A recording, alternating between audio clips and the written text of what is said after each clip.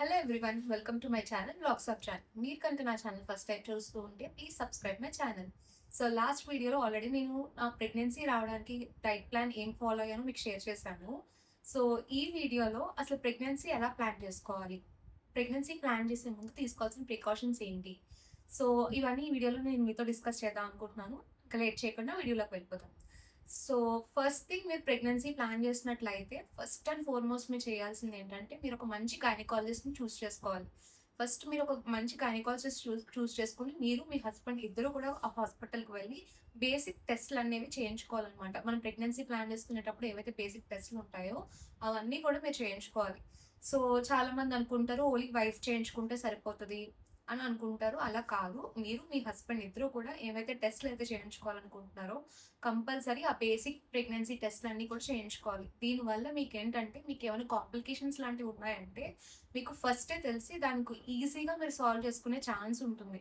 చాలా మంది ఏం చేస్తారంటే ఫస్ట్ న్యాచురల్గా ట్రై చేద్దాము, రాకపోతే అప్పుడు డాక్టర్ దగ్గరికి వెళ్తాము అని అనుకుంటారు. ఇది కరెక్టే, కానీ ఫస్ట్ మనం డాక్టర్ దగ్గరికి వెళ్ళడం వల్ల ఏమవుతుందంటే మనకి ఏమైనా కాంప్లికేషన్స్ ఉంటే కనుక మనకి కొంచెం ఎర్లీగానే తెలుస్తాయి. సో ఎర్లీగా తెలియడం వల్ల మనకి సొల్యూషన్ కూడా కొంచెం స్టార్టింగ్ స్టేజ్ నుంచి, ఆ ప్రాబ్లమ్ ఉన్న స్టార్టింగ్ స్టేజ్ నుంచి మనం ప్రికాషన్స్ తీసుకోవడం వల్ల మనకి కొంచెం ఈజీగా ఉంటుంది ప్రెగ్నెన్సీ రావడానికి. సో మీరు కనుక ప్రెగ్నెన్సీ ప్లానింగ్లో ఉంటే కనుక ఫస్ట్ ఒక మంచి గైనకాలజిస్ట్ని చూస్ చేసుకోండి. మీరు చూస్ చేసుకున్న గైనకాలజిస్ట్ కూడా కొంచెం పేషెంట్గా ఉండే డాక్టర్ని చూస్ చేసుకోండి. చాలా మంది డాక్టర్స్ ఉంటారు, కానీ కొంతమంది అంత పేషెంట్గా ట్రీట్ చేయలేరు. కొంతమంది కొంచెం బ్యాడ్ లాంగ్వేజ్ యూస్ చేస్తారు. ఎందుకంటే ఇవన్నీ నా పర్సనల్ ఎక్స్పీరియన్స్తో చెప్తున్నాను. నేను 10 ఇయర్స్ తర్వాత ప్లాన్ చేసుకోవడం వల్ల ఏం చేశానంటే చాలా డిలేగా డాక్టర్స్ దగ్గరికి వెళ్ళాను.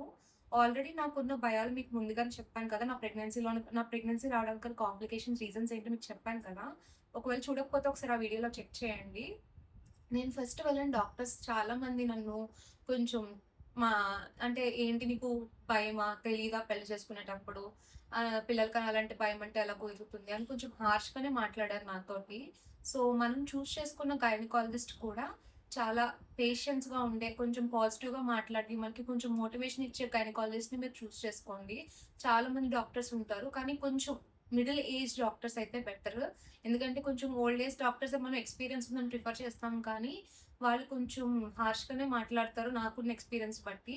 సో మీకు మీ ఏరియాలో మీరున్న ప్రిన్సెస్లో మీకు ఉన్న మంచి డాక్టర్ ఎవరో, కొంచెం పేషెంట్గా మిమ్మల్ని ట్రీట్ చేసే వాళ్ళు ఎవరైనా ఉంటే వాళ్ళని చూస్ చేసుకుంటే చాలా బెటర్. ఇది నా ఎక్స్పీరియన్స్తో చెప్తున్నాను. సో మీరు కంపల్సరీ ప్రెగ్నెన్సీ ప్లాన్ చేసుకుంటే ఫస్ట్ డాక్టర్ని కలవండి. ఓకే కదా, ఇది ఫస్ట్ పాయింట్.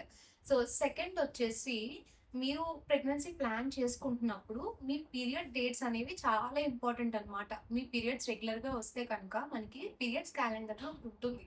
సో చాలా మందికి పీరియడ్స్ క్యాలెండర్ గురించి తెలియదు. ఈ పీరియడ్స్ క్యాలెండర్ ఏంటంటే మన డేట్ వచ్చినప్పుడు దాంట్లో పెట్టామంటే ఆ date for example June 5 me period date అనుకుంటే June 5 మీ పేరు అక్కడ మీరు సెలెక్ట్ చేసుకోవాలన్నమాట.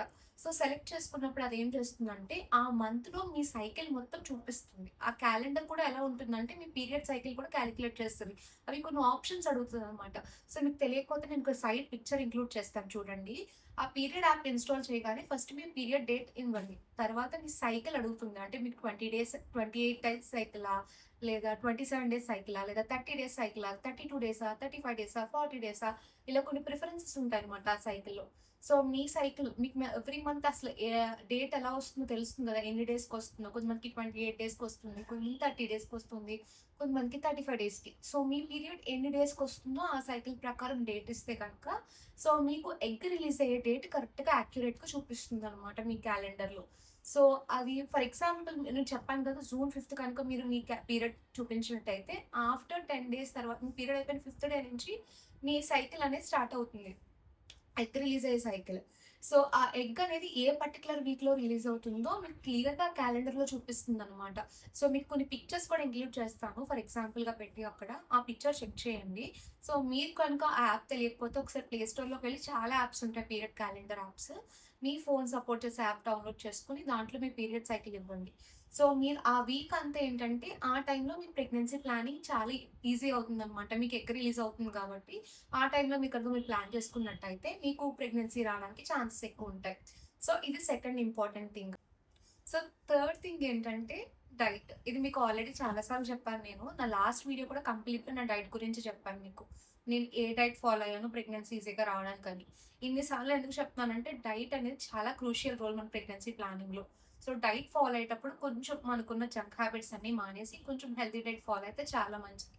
అండ్ ఈ డైట్‌లో మీకు చెప్పాల్సిన ఇంకొక పాయింట్ ఏంటంటే వైఫ్ ఎంత డైట్ చేస్తుందో హస్బెండ్ కూడా అలాగే హెల్తీ డైట్ ఫాలో అయితే రిజల్ట్ అనేది ఎర్లీగా రావడానికి ఛాన్సెస్ ఎక్కువుంటాయి. సో, చాలామంది అనుకుంటారు ప్రెగ్నెన్సీ అయ్యేది నాకు కదా! మా హస్బెండ్ ఎందుకు హెల్తీ డైట్ ఫాలో అవ్వాలని. అలా ఏమి ఉండదు. సో, ప్రెగ్నెన్సీ రావడానికి ఇద్దరి పార్ట్ చాలా క్రూషియల్ కాబట్టి ఇద్దరూ కూడా హెల్తీ డైట్ అనేది చాలా చాలా ఇంపార్టెంట్. అండ్ మోర్ ఓవర్ ఎవరికైనా బ్యాడ్ హ్యాబిట్స్ ఉంటే మీ హస్బెండ్‌కి కనుక స్మోకింగ్, ఆల్కహాల్ ఇలాంటివి ఉంటే కనుక మీరు ప్లాన్ చేస్తున్నప్పుడు ఈ హ్యాబిట్స్ అన్నీ కూడా అవాయిడ్ చేయడం మీకు, బేబీకి చాలా మంచిదనమాట ప్రెగ్నెన్సీ ప్లానింగ్‌లో. సో, ఈ హ్యాబిట్స్ ఉన్న వాళ్ళు కూడా జాగ్రత్తగా మానేసి ప్రెగ్నెన్సీ ప్లాన్ చేసుకుంటే మీకు రిజల్ట్ రావడానికి ఛాన్సెస్ ఎక్కువుంటుంది. ఓకేనా? సో, డైట్ అనేది కూడా చాలా ఇంపార్టెంట్ థింగ్. సో, ఈ డైట్ నేను అసలు ఏం ఫాలో అయ్యాననేది లాస్ట్ వీడియోలో మీకు షేర్ చేశాను. అసలు నేను తీసుకున్న ఫెర్టిలిటీ డ్రింక్ ఏంటి అని చెప్పి. మీరు కనుక చూడకపోతే ఒకసారి నా ఛానల్‌లో వీడియో ఉంటుంది చెక్ చేసేయండి. నెక్స్ట్ ఫోర్త్ థింగ్ స్ట్రెస్ తగ్గించుకోండి. స్ట్రెస్ అస్సలు పెట్టుకోవద్దు. ఎక్కువ ఓవర్ థింక్ చేయొద్దు. ఎక్కువ ఓవర్ ఆలోచన చేయొద్దు. ఎవరిదో ప్రెగ్నెన్సీ జర్నీ చూసి నాది అలాగే ఉంటుందని భయపడొద్దు. ప్రతి ఒక్కరి ప్రెగ్నెన్సీ జర్నీ చాలా డిఫరెంట్‌గా ఉంటుంది. సో, స్ట్రెస్ అస్సలు తీసుకోవద్దు. మీరు కనుక వర్కింగ్ అయితే మీ వర్క్ స్ట్రెస్‌ని కూడా కొంచెం ప్లానింగ్ అయ్యే వరకు తగ్గించుకునేలా ప్లాన్ చేసుకోండి. సో, ఈ స్ట్రెస్ వల్ల ఏంటంటే మన హార్మోన్స్ మీద ఎఫెక్ట్ చూపిస్తుంది తెలుసు కదా మీకు. సో, స్ట్రెస్ ఎక్కువ తీసుకోకండి. ఓవర్ థింకింగ్ ఆపేయండి.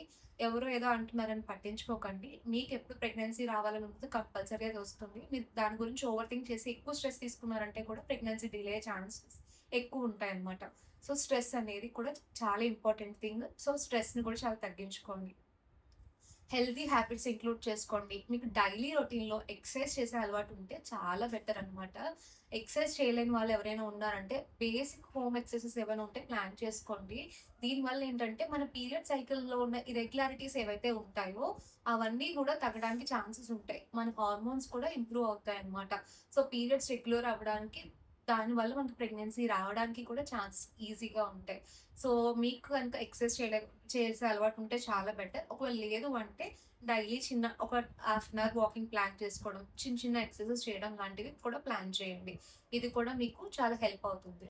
సో, నెక్స్ట్ వచ్చి మీరు ఓవ్యులేషన్ సైకిల్ కూడా చెక్ చేసుకోండి. మీ ఏజ్ ఫ్యాక్టర్ కూడా చాలా ఇంపార్టెంట్. సో, ఈ రోజుల్లో చాలామంది లేట్ మ్యారేజెస్ చేసుకుంటున్నారు కదా! After 30 years. వీళ్ళైతే కొంచెం ఎర్లీగా ప్రెగ్నెన్సీ ప్లాన్ చేసుకుంటే మంచిది. బిలో 30 అంటే ఎర్లీగా వచ్చేస్తుందని అది కూడా కాదు. మీకున్న పీరియడ్ సైకిల్ బట్టి ఉంటుంది. మీకు ఒకవేళ ఈ పీసీఓడీ కానీ, పీసీఓఎస్ కంప్లెయింట్స్ లేవు అంటే మీకు రావచ్చు ఎర్లీగా. లేదు నాకు పీసీఓడీ ఉంది, పీసీఓఎస్ ఉంది, నాకు పీరియడ్స్ డిలే అవుతాయంటే మాత్రం మీరు కొంచెం మ్యారేజ్ అయిన తర్వాత కొంచెం ఎర్లీగా ప్లాన్ చేసుకోవడమే బెటర్ ప్రెగ్నెన్సీ అనేది. ఎందుకంటే కాంప్లికేషన్స్ పెరిగే కొద్దీ మనకి ప్రెగ్నెన్సీ డిలే అవ్వడం జరుగుతుంది. తర్వాత ఫ్యామిలీ ప్రెషర్ పెరుగుతుంది. మనం అనుకుంటాం మనం సెటిల్ అయిన తర్వాత ప్రెగ్నెన్సీ ప్లాన్ చేసుకోవాలని. ఇది కరెక్టే. ఎందుకంటే ఈ రోజుల్లో మనం ప్రెగ్నెన్సీ ప్లాన్ చేసుకోవడం అనేది మనం అన్నీ చూసుకొని చేసుకోవాలి. మన ఫ్యామిలీ వెల్ సెటిల్డ్‌గా కాదా? ఎందుకంటే అన్ని ఖర్చులు ఉంటాయి కదా! సో, కాదనట్లేదు. కానీ మీ ఏజ్ ఫ్యాక్టర్ చూసుకొని దాన్ని బట్టి కూడా మీరు ప్రెగ్నెన్సీ ప్లాన్ చేసుకుంటే మీకు చాలా బెటర్ అనమాట. సో, మీరు కనుక అరౌండ్ 30 కానీ అబోవ్ 30 ఉంటే కనుక మీ ఏజ్ ఫ్యాక్టర్ ఎర్లీగా ప్లాన్ చేసుకోవడానికి ట్రై చేయండి. సో, నేను మళ్ళీ చెప్తున్నాను. మీరు ప్రెగ్నెన్సీ ప్లాన్ చేసుకున్నప్పుడే వెంటనే డాక్టర్‌ని కలిస్తే మీకున్న కాంప్లికేషన్స్ ఏమైనా ఉంటే కనుక మీకు ఎర్లీగా తెలుస్తాయి. సో, దీనివల్ల మీ ప్లానింగ్ అనేది చాలా ఈజీ అవుతుందనమాట. ఇద్దరూ కలవండి. మీరు మీ హస్బెండ్ ఇద్దరు కూడా డాక్టర్‌ని కలిస్తే చాలా బెటర్. ఇద్దరు చేయించుకోవాల్సిన టెస్ట్‌లన్నీ ఫస్ట్ నుంచి చేసుకుంటే చాలా బెటర్ అనమాట. ఓకేనా?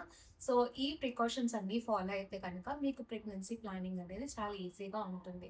సో, దీంతో పాటు మీకు బ్యాడ్ హ్యాబిట్స్ మీకు కానీ, మీ హస్బెండ్ కానీ ఉంటే అవి కూడా మీరు అవాయిడ్ చేస్తే చాలా బెటర్. సో, నేను మళ్ళీ చెప్తున్నాను. ఈ పాయింట్స్ అన్నీ కూడా నేను ఒకసారి రివైజ్ చేసుకున్నట్టు ఉంటుంది మీకు కూడా. సో, మీరు కనుక ప్రెగ్నెన్సీ ప్లాన్ చేస్తుంటే కనుక ఫస్ట్ థింగ్ మీరు చేయాల్సింది డాక్టర్‌ని కలవడం. మీరు, మీ హస్బెండ్ ఇద్దరు డాక్టర్‌ని కలవాలి.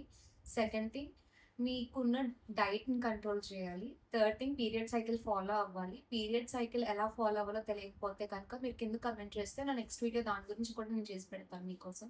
సో, నెక్స్ట్ డైట్ కంట్రోల్ చెప్పాను కదా ఆల్రెడీ. నెక్స్ట్ వెయిట్ కంట్రోల్‌లో ఉండేలా చూసుకోండి. తర్వాత మీకున్న బ్యాడ్ హ్యాబిట్స్‌ని మార్పించుకోండి. మీ హస్బెండ్‌కి ఏమైనా బ్యాడ్ హ్యాబిట్స్ ఉంటే మాత్రం అవి కూడా చాలా రీజన్ అవుతాయి ప్రెగ్నెన్సీ డిలే అవ్వడానికి. సో, దాన్ని కూడా అవాయిడ్ చేయండి. సో, ఈ టిప్స్ అన్నీ ఫాలో అయితే కనుక మీకు న్యాచురల్‌గా ప్రెగ్నెన్సీ వచ్చే ఛాన్సెస్ చాలా ఎక్కువ ఉంటాయన్నమాట. సో, మీకు కనుక నా వీడియో నచ్చినట్లయితే లైక్ చేయండి, షేర్ చేయండి, కామెంట్ చేయడం మాత్రం మర్చిపోకండి.